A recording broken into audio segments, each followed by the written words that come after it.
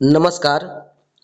आप देख रहे हैं student point Madhwapur YouTube channel.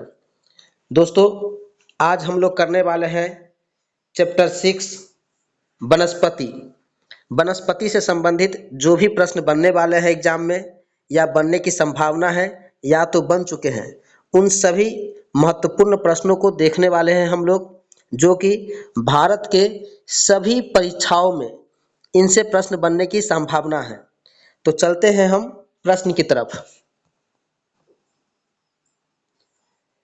वनस्पति से आशय पौधे, वृक्ष, झाड़ी, घास, बेल एवं लताएं की जातियों के समुच्चय से है, जो एक निश्चित वातावरण में पाए जाते हैं। इसके अंतर्गत केवल उन्हीं को शामिल किया जाता है जो जंगली अवस्था में उगते एवं बढ़ते हैं। इसे अक्षत वनस्पति भी कहते हैं।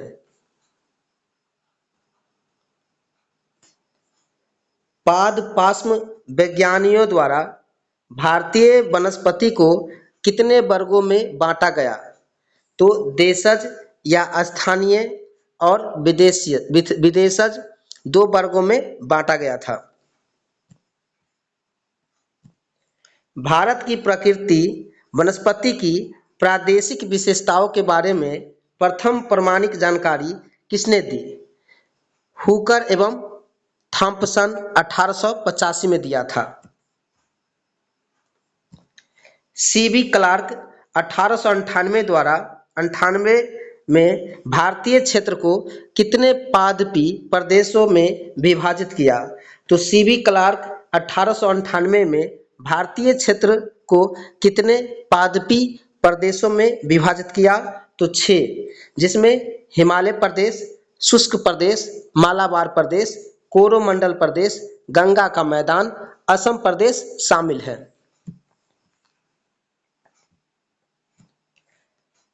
डी चटर्जी 1939 में भारत के विभिन्न भागों में देशज पादप जातियों के आधार पर कितने पादपी प्रदेशों में विभाजित किया? तो 8 वर्गों में बांटा था डी चटर्जी 1939 में, जिसमें पूर्वी हिमालय, पश्चिमी हिमालय, असम प्रदेश, गंगा मैदान, सिंधु मैदान, दक्कन प्रदेश, मालाबार प्रदेश एवं अंडमान निकोबार प्रदेश को शामिल किया गया है। प्रशासन की दृष्टि से ब्रिटिश काल में भारत के वनों का वर्गीकरण कितने प्रकार में किया गया? 3 प्रकार में, जिसमें सुरक्षित वन, संरक्षित वन तथा अवर्गीकृत वन शामिल है। स्वतंत्रता के बाद देश में वनों को उनके स्वामित्व, प्रशासन एवं प्रबंधन की दृष्टि से कितने वर्गों में बांटा गया? 3 वर्गों में, राजकीय वन, सामुदायिक वन तथा निजी वन। डडले स्टैम्प ने वर्षा के आधार पर भारत की वनस्पतियों को कितने वर्गों में विभाजित किया? 4 वर्गों में। वनस्पति के प्रकार, औसत वार्षिक वर्षा और मंडल। सदाहरित वन 200 सेंटीमीटर से अधिक वर्षा होती है और अर्धमंडल में। मानसून पवन 100 से 200 सेंटीमीटर वर्षा होती है, उपार्ध मंडल में है। शुष्क वन 50 से 100 सेंटीमीटर वर्षा होती है और शुष्क में है। मरुस्थलीय वन 50 सेंटीमीटर से कम वर्षा होती है, अति शुष्क मंडल में शामिल है। किन वनों की शुद्ध प्राथमिक उत्पादकता सर्वाधिक होती है? उष्णकटिबंधीय वन की। उष्णकटिबंधीय सदाबहार वन किस क्षेत्र में पाए जाते हैं? पश्चिमी घाट के पश्चिमी ढाल पर, केरल, कर्नाटक, उत्तर पूर्वी क्षेत्र की पहाड़ियां, अंडमान निकोबार द्वीप समूह। किस प्रकार के वन की लकड़ियां कठोर और कम वाणिज्यिक महत्व की होती है उष्णकटिबंधीय सदाबहार वन की। अर्ध सदाबहार वन किस क्षेत्र में पाए जाते हैं? अंडमान निकोबार, सह्याद्री एवं मेघालय पठार में। वनस्पति के प्रकार, औसत वार्षिक वर्षा, प्रमुख वृक्ष। उष्णकटिबंधीय सदाबहार वनस्पति में वर्षा होती है 250 सेंटीमीटर से अधिक, जिसमें आबनूस या एबोनी वृक्ष, महोगनी, रोजवुड, रबर, सिनकोना, बांस, बेंत। अंडमान निकोबार का 95% इन्हीं वनों से ढका है। अर्ध सदाबहार वनस्पति वर्षा 200 से 250 सेंटीमीटर तक। साइडर, होलक और कैल वृक्ष पाए जाते हैं। उष्णकटिबंधीय अर्ध पर्णपाती वन 100 सेंटीमीटर से 200 सेंटीमीटर तक वर्षा होती है। यहाँ सागवान, टीक, साल, शीशम, चंदन, अर्जुन, सहतूत के वृक्ष पाए जाते हैं। शुष्क पर्णपाती वनस्पति या उष्ण कटिबंधीय सवाना वन, जिसमें 70 सेंटीमीटर से 100 सेंटीमीटर तक वर्षा होती है। यहाँ तेंदू, पलाश, अमलतास, बेल और खैर के वृक्ष पाए जाते हैं। शुष्क कटीली वनस्पति, यहाँ 70 सेंटीमीटर से कम वर्षा होती है। यहाँ नीम, खजूर, बबूल के वृक्ष पाए जाते हैं। सवाना वनस्पति 40 से 60 सेंटीमीटर तक वर्षा होती है। छोटे वृक्ष एवं घास पाए जाते हैं। मरुस्थलीय वनस्पति 50 सेंटीमीटर से कम वर्षा होती है। अकासिया, नागफनी के वृक्ष पाए जाते हैं। स्थानांतरित कृषि के कारण कौन सा वन सर्वाधिक प्रभावित हुआ है? अर्ध सदाबहार वन। वाणिज्यिक महत्व की लकड़ियां किस वन में अधिक प्राप्त होती है? उष्णकटिबंधीय अर्ध पर्णपाती वन में। कत्था बनाने हेतु किस पेड़ की लकड़ी का प्रयोग होता है? खैर का। भारत में किस प्रकार का वन सर्वाधिक बृहद क्षेत्र में पाया जाता है? उष्णकटिबंधीय अर्ध पर्णपाती वन। सागौन व साल किस वन के उत्पाद है? उष्णकटिबंधीय अर्ध पर्णपाती वन के। भोजपत्र वृक्ष कहाँ पाया जाता है? हिमालयी क्षेत्र 4500 मीटर की ऊंचाई तक पाया जाता है। पश्चिमी हिमालय की शीतोष्ण पेटी में किस वृक्ष की बाहुल्यता है? देवदार की। जंगल की आग, फ्लेम ऑफ द फॉरेस्ट किसे कहा जाता है? ब्यूटिया मोनोस्पर्मा को कहा जाता है। ब्यूटिया मोनोस्पर्मा को किस नाम से जाना जाता है? ढाक या पलाश के नाम से। किस पौधे में फूल नहीं होते हैं? फर्न के वृक्ष में। सागौन वनों का अधिकतम विस्तार पाया जाता है मध्य प्रदेश में। लीसा प्राप्त होता है चीर के वृक्ष से। लीसा का उपयोग किया जाता है बिरोजा तथा तारपीन का तेल बनाया जाता है, जिसका उपयोग कागज उद्योग, साबुन तथा पेंट बनाने में होता है। सदाबहार वन की विशेषता, वृक्षों की बहुरूपता होती है, वन्य प्राणियों की अधिकता होती है, कठोर लकड़ी का औद्योगिक महत्व होता है, घने वन पाए जाते हैं, दलदली भूमि अतः सीमित दोहन होता है और महत्व सीमित होता है। उत्तराखंड में लीसा स्वरोजगार एवं ग्रामीण अर्थव्यवस्था का प्रमुख आधार है। तो उत्तराखंड में स्वरोजगार और ग्रामीण अर्थव्यवस्था का आधार है लीसा। सोलास वन कहाँ पाए जाते हैं? नीलगिरी, अन्नामलाई एवं पालिनी पहाड़ियों पर पाए जाने वाले शीतोष्णकटिबंधीय अर्ध पर्वतीय वन क्षेत्र में पाए जाते हैं सोलास वन। सामाजिक वानिकी के लिए उपयुक्त वृक्ष कौन सा है? खेजरी। खेजरी को किस उपनाम से जाना जाता है? मरुस्थल का राजा। राष्ट्रीय वन नीति 1952 के अंतर्गत वनों को मुख्यतः कितने वर्गों में वर्गीकृत किया गया है? 3 वर्गों में बांटा गया है राष्ट्रीय वन नीति 1952 के अंतर्गत वनों को, जिसमें संरक्षित वन, पारिस्थितिक तंत्र के आवश्यक वन होते हैं, राष्ट्रीय वन, इनका उपयोग आर्थिक गतिविधियों में किया जाता है, ग्राम वन, ग्रामीण क्षेत्रों की जरूरत को पूर्ति करने वाले वन होते हैं। राष्ट्रीय वन नीति 1952 के अनुसार देश में कितने हिस्से पर वन होने चाहिए? तो 1/3 क्षेत्र पर पर्वतीय वन क्षेत्र में 60% और मैदानी भाग में 20% वन होने चाहिए। प्रमुख वन अनुसंधान केंद्र। भारतीय वनस्पतिक सर्वेक्षण विभाग 1890 ईस्वी कलकत्ता में। भारतीय प्राणी सर्वेक्षण विभाग 1916 ईस्वी कलकत्ता में है। भारतीय वन सर्वेक्षण विभाग देहरादून में है। भारतीय वन प्रबंधन संस्थान भोपाल में है। इंदिरा गांधी राष्ट्रीय वन अकादमी देहरादून में है। भारतीय वानिकी अनुसंधान एवं शिक्षा परिषद देहरादून में है।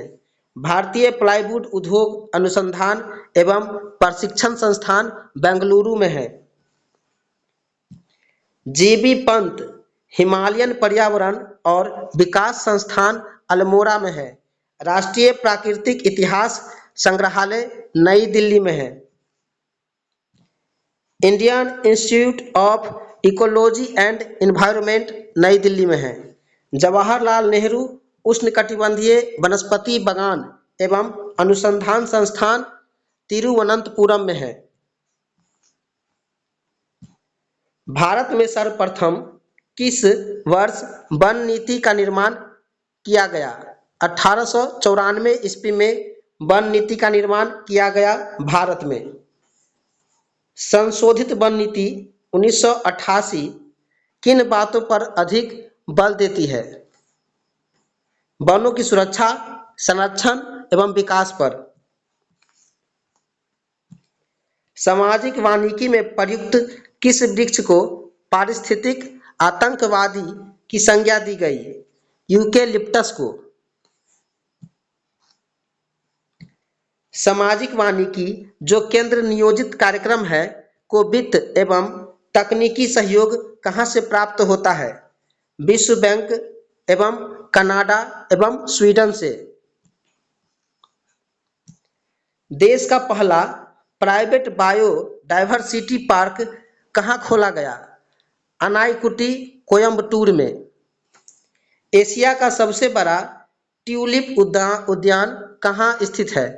सिराजबाग डल झील कश्मीर में है। देश का प्रथम वानिकी एवं बागवानी विश्वविद्यालय स्थापित किया गया रानी चौरी टिहरी उत्तराखंड में। वन महोत्सव कब से मनाया जा रहा है? 1950 से। तत्कालीन कृषि मंत्री के.एम. मुंशी द्वारा मनाया गया था। वन महोत्सव सप्ताह कब मनाया जाता है? प्रतिवर्ष 1 से 7 जुलाई तक। काष्ठ कला प्रशिक्षण केंद्र की स्थापना कब और कहाँ की गई? 1965 में देहरादून में की गई।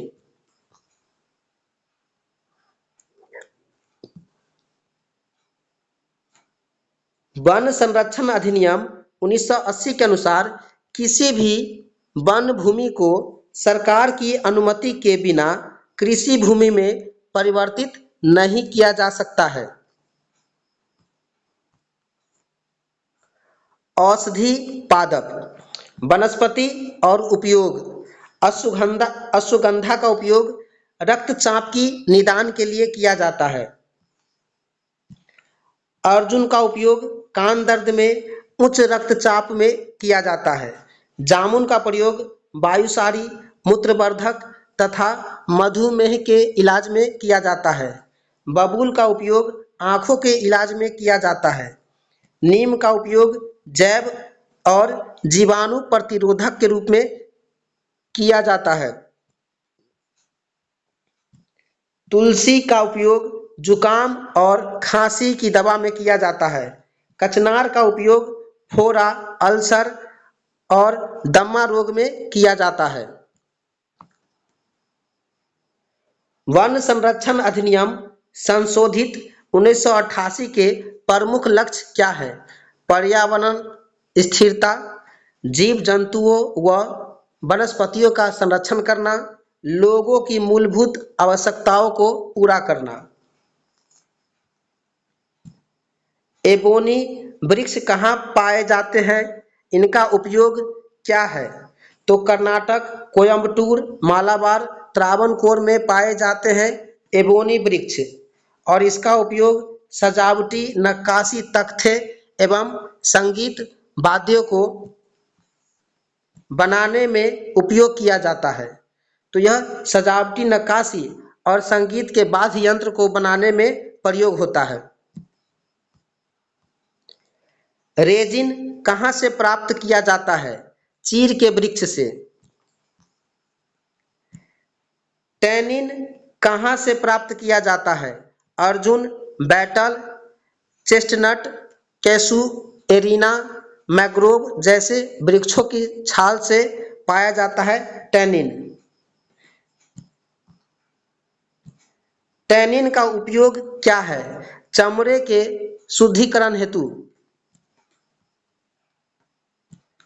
रोजवुड पश्चिमी घाट के ढालों पर मध्य प्रदेश, छत्तीसगढ़, उड़ीसा में उगता है।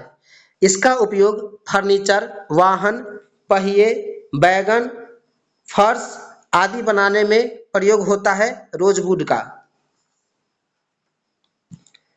श्वेत सनोवर 2200 से 3000 मीटर की ऊंचाई पर पश्चिमी हिमालय में कश्मीर से झेलम तक एवं पूर्वी हिमालय में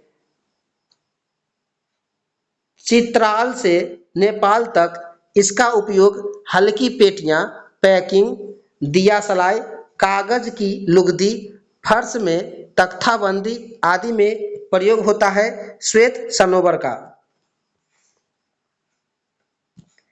देवदार हिमाचल प्रदेश के चंबा जिले में गढ़वाल के पश्चिम में पाया जाता है। इसकी लकड़ी कठोर, भूरी, पीली, सुगंध युक्त तथा टिकाऊ है। इसे सुगंधित तेल निकाला जाता है। चीर हिमालय में कश्मीर से भूटान तक 2500 से 3500 मीटर की ऊंचाई तक उगता है। चाय की पेटियां, फर्नीचर, दिया सलाई उद्योग में प्रयुक्त होता है। इससे रेजिन एवं टर्पेटाइन बिरोजा प्राप्त होता है। बिलो उत्तर पश्चिम हिमालय में पाया जाता है तथा क्रिकेट के बल्ले बनाने में प्रयुक्त होता है। वालनट कश्मीर, हिमाचल प्रदेश, मेघालय में पाया जाता है। वाद्य यंत्र, कैबिनेट कार्य एवं नक्काशी के प्रयोग में लाया जाता है वालनट। नीला पाइन कश्मीर से सिक्किम तक संपूर्ण हिमालय में पाया जाता है। इमारती प्रयोग, फर्नीचर एवं रेलों के स्लीपर बनाने में अधिक उपयोग होता है नीला पाइन का। पतझड़ वनों की विशेषता, अधिक व्यावसायिक लकड़ियां मिलती है, चारागाह व कच्चा माल मिलता है। देश में सर्वाधिक महत्व वाले वन हैं। वृक्ष कम लंबे एवं खुले वन होते हैं। समान प्रकार के क्षेत्रीय वन हैं। इनको बराबर पुनः स्थापित करना है। किस प्रकार के वनों में पत्ते वाष्पो उत्सर्जन को कम करने के लिए कांटों का रूप ले लेते हैं? कांटेदार वन। दंडकारण्य वन क्षेत्र में स्थित राज्य कौन है? छत्तीसगढ़, उड़ीसा, तेलंगाना, आंध्र प्रदेश है दंडकारण्य वन क्षेत्र में स्थित। लद्दाख में किस प्रकार की वनस्पति पाई जाती है? सदाबहार शंकुआकार वन। चंदन वन सामान्यतः कहाँ पाया जाता है? उष्णकटिबंधीय आर्द्रपर्णपाती वन में। शंकुधारी वन किस मिट्टी में पाया जाता है? पॉडजोल में। इबोनी तथा महोगनी वृक्ष किस वन प्रदेश से संबंधित है? अयनवर्ती सदाबहार वन से। हिमालय में अल्पाइन जोन माध्य समुद्र तल से कितना ऊंचाई पर पाया जाता है? 3500 से 4000 मीटर की ऊंचाई पर। विषुवत रेखीय प्रदेश में वृक्ष लंबे क्यों होते हैं? उनमें अधिक से अधिक सूर्य की रोशनी पाने की होड़ होती है।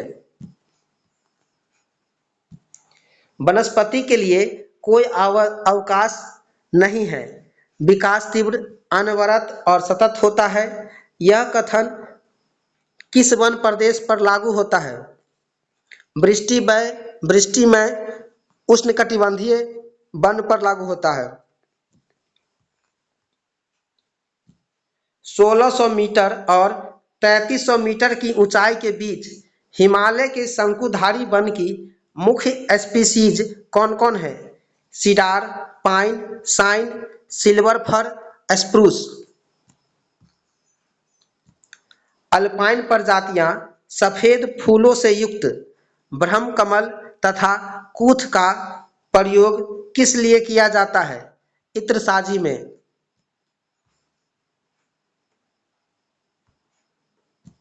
भारतीय वनस्पतिक सर्वेक्षण BSI पर्यावरण, वन एवं जलवायु परिवर्तन मंत्रालय भारत सरकार के अंतर्गत देश में वनस्पति व पौधे संबंधी अध्ययन एवं वर्गीकरण करने वाला शीर्ष अनुसंधान संगठन है। इसके प्रमुख कार्य निम्नवत है। देश के वनस्पति संसाधनों का पता लगाना और आर्थिक गुणवत्ता वाले पौधों की प्रजातियों की पहचान करना। गंभीर रूप से संकटग्रस्त वनस्पतियों हेतु BSI रेड सूची जारी करता है तथा उनको संरक्षित करने के उपाय सुझाता है। वनस्पतिक बाग संग्रहालय, हर्बेरियन का रखरखाव, पौधों से संबंधित परंपरागत ज्ञान का दस्तावेजीकरण करना, पर्यावरण प्रभाव का आकलन करना है। सामाजिक वानिकी। सामाजिक वानिकी क्या है? तो सामाजिक वानिकी सार्वजनिक एवं निजी भूमि पर जनता के सहयोग से देश में हरितिमा में अभिवृद्धि करने का एक महत्वपूर्ण कार्यक्रम है। सामाजिक वानिकी शुरू करने का सर्वप्रथम सुझाव किसने दिया? राष्ट्रीय कृषि आयोग 1976 में। सामाजिक वानिकी किस पंचवर्षीय योजना का अंग बना? 1980 में छठी पंचवर्षीय योजना का। सामाजिक वानिकी कार्यक्रम को राष्ट्रीय कृषि आयोग ने कितने वर्गों में विभाजित किया? 3 वर्गों में, शहरी वानिकी, ग्रामीण वानिकी और फार्म वानिकी में। सामाजिक वानिकी कार्यक्रम के अंतर्गत कौन सी योजनाएं शामिल है? बंजर भूमि में मिश्रित वृक्षारोपण, विनष्ट वनों का पुनरुद्धार और सुरक्षा पेटियां बनाना। सामाजिक वानिकी कार्यक्रम की शुरुआत कब हुई? 1978 में। वृक्ष पट्टा योजना क्या है? कम आय, छोटे व सीमांत किसानों और सेवानिवृत्त सैनिकों को सार्वजनिक भूमि वृक्षारोपण हेतु आवंटित की जाती है।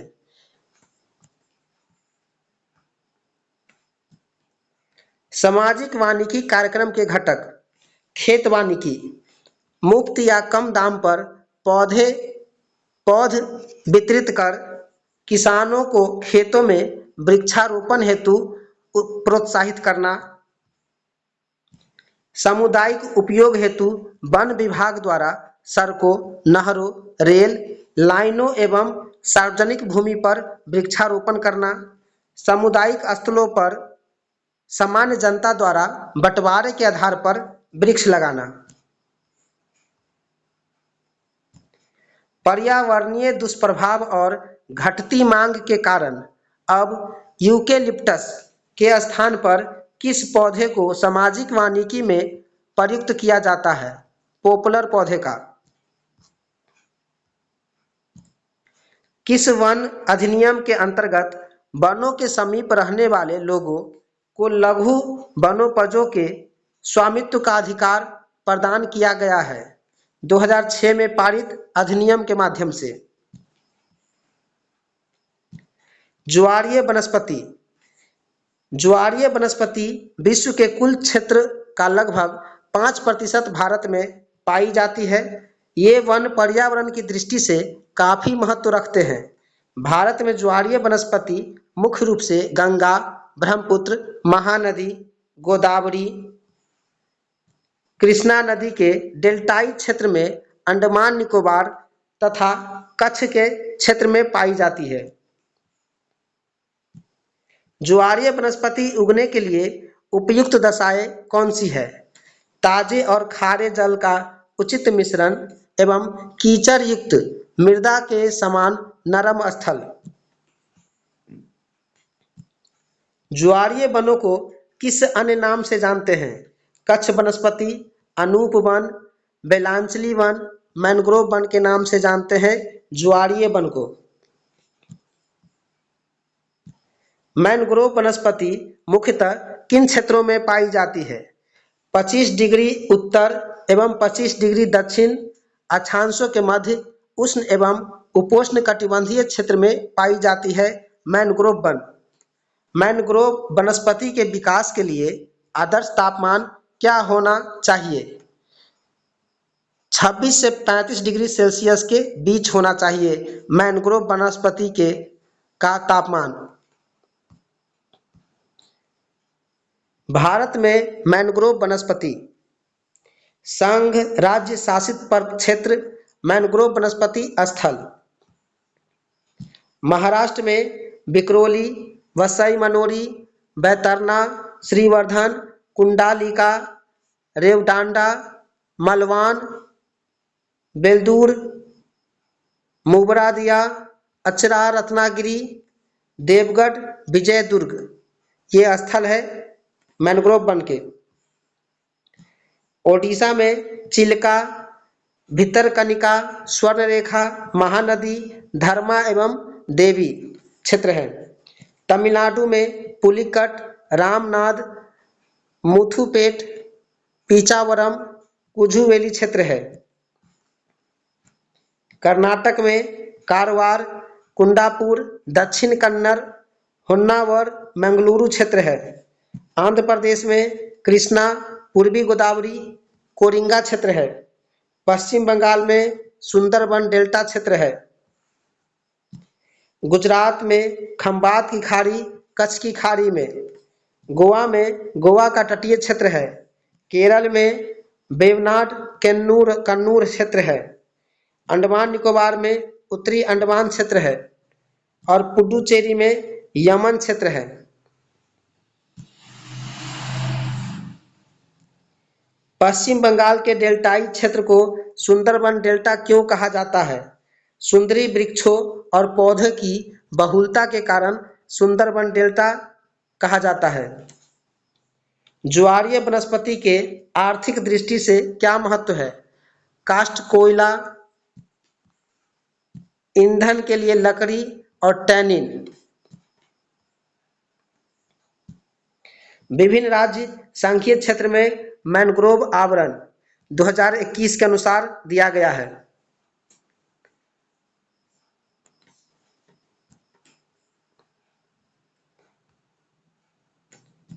पश्चिम बंगाल में 2114 मैंग्रोव आवरण था और ISFR 2019 से परिवर्तन हुआ 2। गुजरात में 1175 मैंग्रोव आवरण है। अंडमान निकोबार में 616 आवरण है। आंध्र प्रदेश में 405 आवरण है। महाराष्ट्र में 324 आवरण है। उड़ीसा में 259 आवरण है। तमिलनाडु में 45, गोवा में 27, कर्नाटक में 13, केरल में 9, दमन द्वीप में 3 और पुडुचेरी में 2। ये 2021 के अनुसार आंकड़ा है। कुल मिलाकर 4,992 मैंग्रोव आवरण है। तो मैंग्रोव आवरण की संख्या टोटल है 4,992। देश के सर्वाधिक मैंग्रोव आच्छादित जिले कौन से हैं?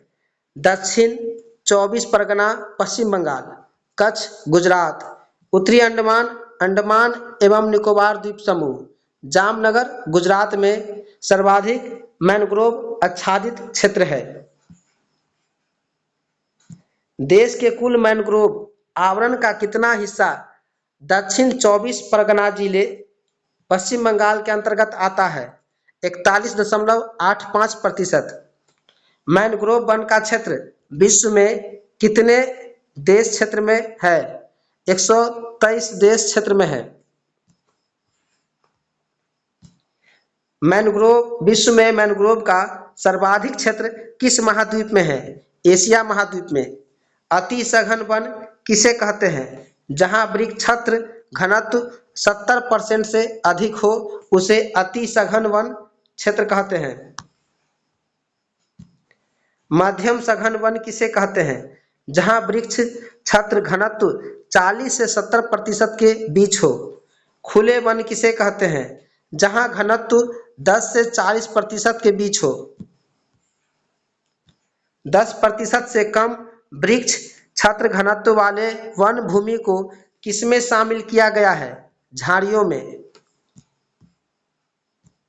राज्य में क्षेत्रफल की दृष्टि से सर्वाधिक अभिलिखित वन किस राज्य में है? मध्य प्रदेश में, अरुणाचल प्रदेश में, छत्तीसगढ़ में, उड़ीसा में, महाराष्ट्र में।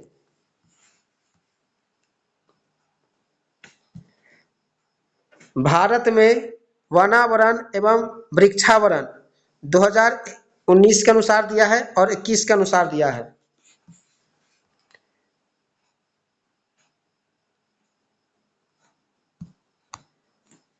क्षेत्र वर्ग किलोमीटर में, भौगोलिक क्षेत्र प्रतिशत में और क्षेत्र वर्ग किलोमीटर में, भौगोलिक क्षेत्र प्रतिशत में। तो ये 2019 और 2021 के अनुसार है। तो 2019 के अनुसार वनावरण है 99,278 3.2%। 2021 के अनुसार 99,779 3.4%। अति सघन वन है 3,08,472 9.38% और 2021 के अनुसार 3,06,890 9.33%।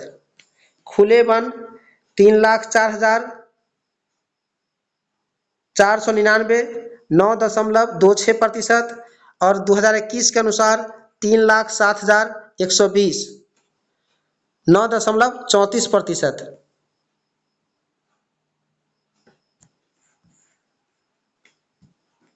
कुल वनावरण 7,12,249 21.67% और 2021 के अनुसार 7,13,789 21.71% है।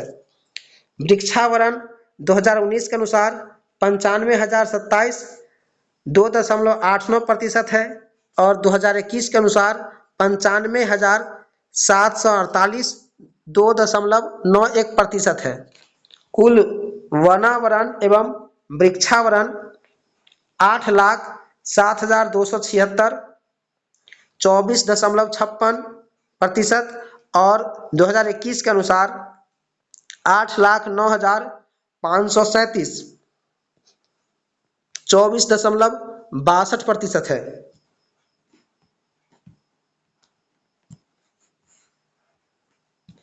झाड़ियाँ 46,297 1.41%। 2021 के अनुसार 46,539 1.42%। गैर वन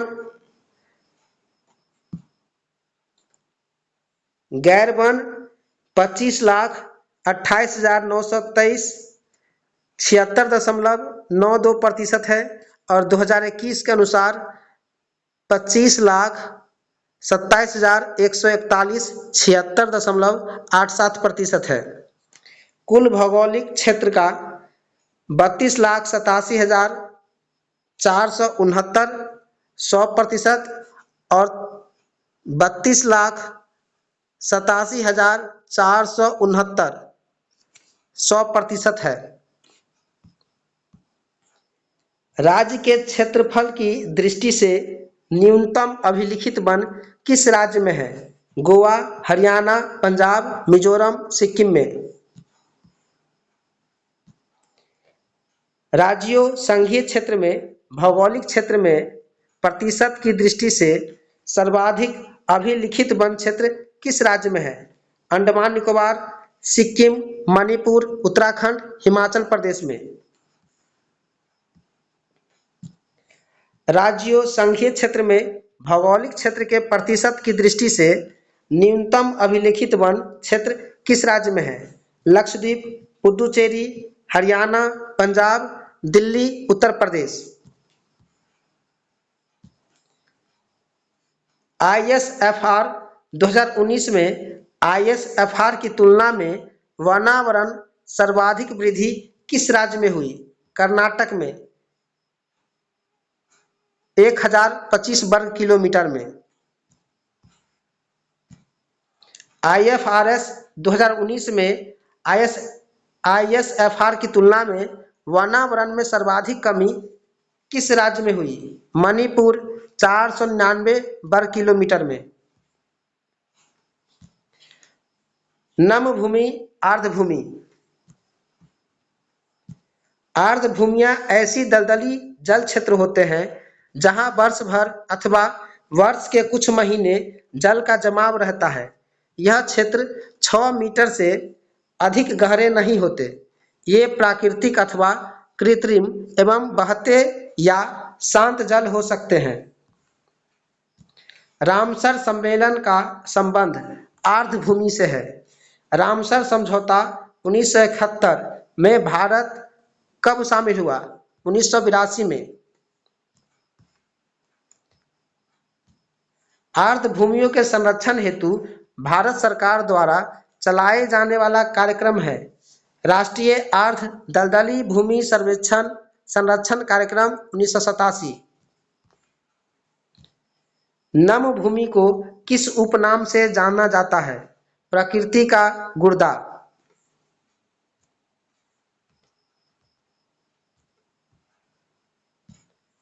विश्व आर्द्रभूमि दिवस 2022 की थीम क्या है? व्यक्तियों और प्रकृति के लिए आर्द्रभूमि कार्यवाही।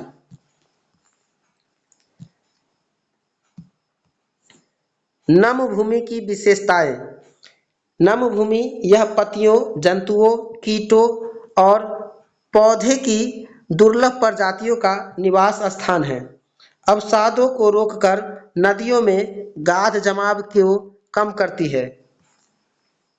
बाढ़ के प्रभाव को कम करती है। मिट्टी के कटाव को रोकती है। पारिस्थितिक व्यवस्था बनाए रखते हुए पोषक तत्व का पुनर्निर्माण व जहरीले तत्व को निष्क्रिय करती है। भारत के रामसर स्थलों की सूची। रामसर स्थल, राज्य और वर्ष। चिल्का झील, उड़ीसा 1981। केवलादेव राष्ट्रीय उद्यान, राजस्थान 1981। लोकटक झील, मणिपुर 1990। बुलर झील, जम्मू कश्मीर 1990।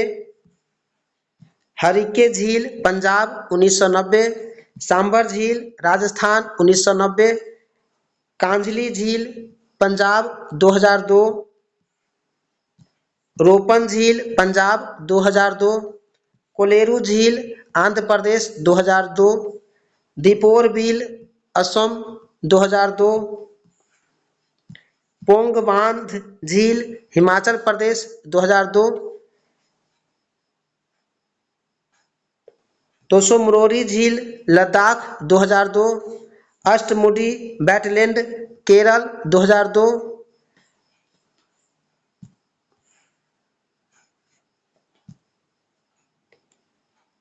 सस्थम कोटा झील, केरल 2002। वेवनाड कोल आर्द्रभूमि, केरल 2002। भोज wetland, Madhya Pradesh 2002। Bhitarkanika mangrove, Orissa 2002। Point कैलीमरे वन्यजीव और पक्षी अभयारण्य, तमिलनाडु 2002 में घोषित हुआ। पूर्व कोलकाता आर्द्रभूमि, पश्चिम बंगाल 2002 में घोषित। चंद्रताल वेटलैंड, हिमाचल प्रदेश 2005 में घोषित। रेणुका वेटलैंड, हिमाचल प्रदेश 2005 में घोषित। होकेरा वेटलैंड, जम्मू कश्मीर 2005 में घोषित। सुरिनसर और मानसर झील, जम्मू कश्मीर 2005 में घोषित। रुद्रसागर झील, त्रिपुरा 2005 में घोषित। ब्रिज घाट से नरौरा, ऊपरी गंगा नदी, उत्तर प्रदेश 2005 में घोषित। नाल सरोवर पक्षी अभयारण्य, गुजरात 2012 में घोषित। सुंदरबन डेल्टा, पश्चिम बंगाल 2019 में घोषित। नंदूर मदमहेश्वर, महाराष्ट्र 2019 में घोषित।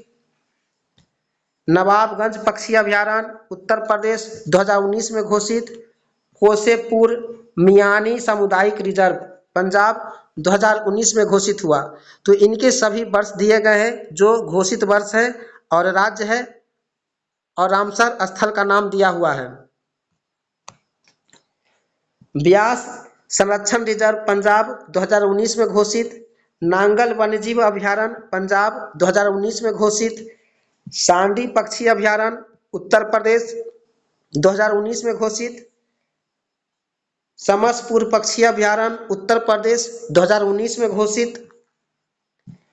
समन पक्षी अभयारण्य, उत्तर प्रदेश 2019 में घोषित। पार्वती अर्गा पक्षी अभयारण्य, उत्तर प्रदेश 2019 में घोषित। सरसई नावर झील, उत्तर प्रदेश 2019 में घोषित। आसन कंजर्वेशन रिजर्व, उत्तराखंड 2020 में घोषित। कांवर झील या कांवर ताल, बिहार 2020 में घोषित। लोनार झील, महाराष्ट्र 2020 में घोषित। सुर सरोवर झील, कीमत झील, उत्तर प्रदेश 2020 में घोषित। तसोकर आर्द्रभूमि क्षेत्र, लद्दाख 2020 में घोषित। सुल्तानपुर राष्ट्रीय उद्यान, हरियाणा 2021 में घोषित। भीरावास वन जीव अभयारण्य, हरियाणा 2021 में घोषित। थोल झील वन्य जीव अभयारण्य, गुजरात 2021 में घोषित। वाधवाना आर्द्रभूमि क्षेत्र, गुजरात 2021 में घोषित। हैदरपुर वेटलैंड, उत्तर प्रदेश 2021 में घोषित। खिजरिया पक्षी अभयारण्य, गुजरात 2021 में घोषित। बखीरा वन्यजीव अभयारण्य, उत्तर प्रदेश 2021 में घोषित हुआ।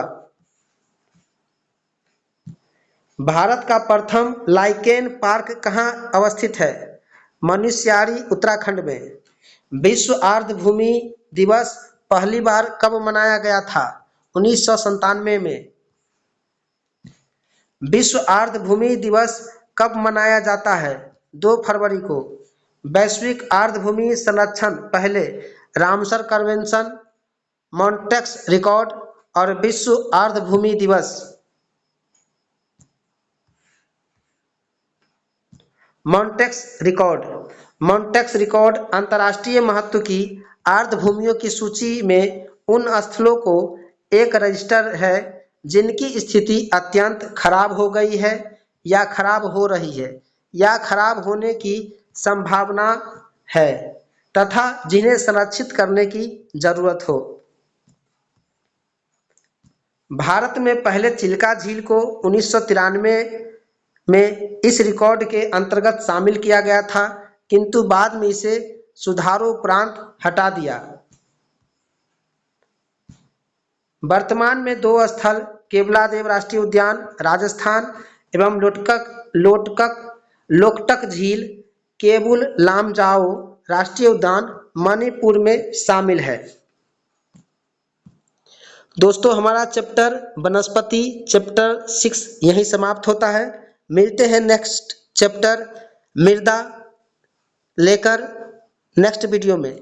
यदि आपको प्रश्न अच्छा लगे तो हमारे चैनल को लाइक शेयर सब्सक्राइब करना ना भूलें। धन्यवाद। जय हिंद।